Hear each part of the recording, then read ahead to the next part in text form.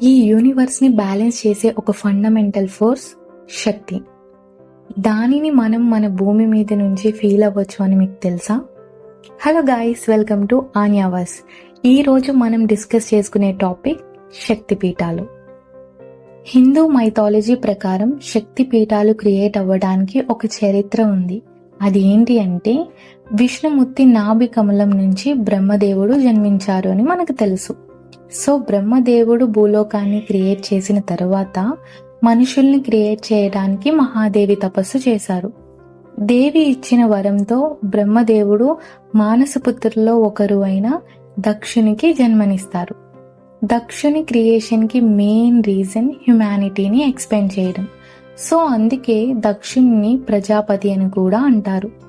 So humanity క్రియేషన్కి కారకులు కావటంతో దక్షునికి చాలా మంది పిల్లలు ఉన్నారు. వారిలో అందరికంటే చిన్న కూతురు సతీదేవి. సతీదేవి పుట్టుకని ఆదిశక్తి పునర్జన్మ అని కూడా అంటారు. సతీదేవి శివుని భక్తురాలు. చిన్నప్పటి నుంచి శివుని మీద చాలా ప్రేమతో ఉండేది. బట్ అది దక్షునికి నచ్చేది కాదు.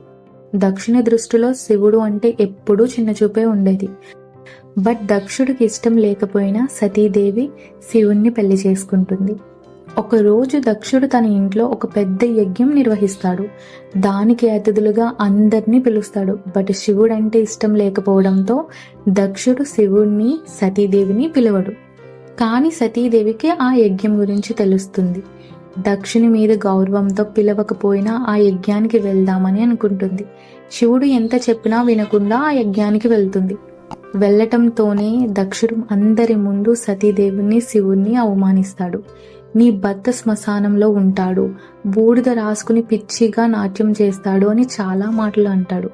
ఆ అవమానాన్ని భరించలేక సతీదేవి, నువ్వు ఆ మహాదేవుణ్ణి అవమానించావు, నీ నుంచి పుట్టిన ఈ ప్రాణం నాకు వద్దు అని ఆ యజ్ఞపు మంటల్లోకి వెళ్లి కాలిపోతుంది. ఆ విషయం తెలుసుకున్న శివుడు వెంటనే ఆ యజ్ఞం జరుగుతున్న ప్రదేశానికి వచ్చి మంటల్లో కాలిపోతున్న సతీదేవిని చూస్తాడు.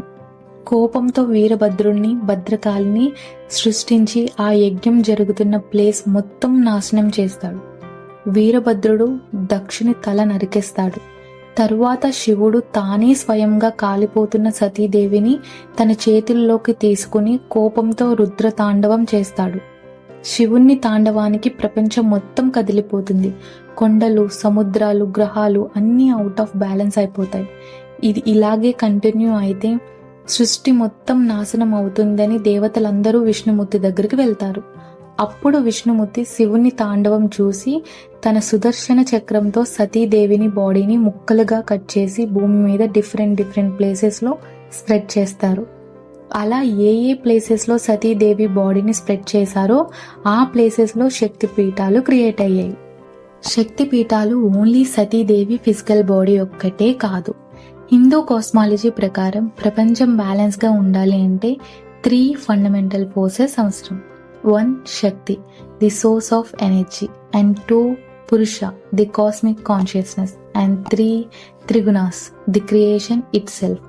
మొదటిగా శక్తి, ఆదిశక్తి రూపమైన Satidevi, and Purusha, cosmic consciousness అంటే మహాశివుడు, అండ్ త్రిగుణ అంటే ముల్లోకాలు. ఎప్పుడైతే సతీదేవి యజ్ఞపు మంటల్లో కాలిపోతుందో అప్పుడు శక్తి అంటే the source of energy disturb అవుతుంది. తర్వాత శివుని కోపంతో పురుష, ది కాస్మిక్ ఎనర్జీ డిస్టర్బ్ అవుతుంది. అది గమనించిన విష్ణు యూనివర్సల్ బ్యాలెన్స్ కోసం సతీదేవి బాడీని అంటే the actual Shakti in the human form ని యూనివర్స్ లో స్ప్రెడ్ చేసి శక్తి ఎనర్జీని బ్యాలెన్స్ చేస్తారు.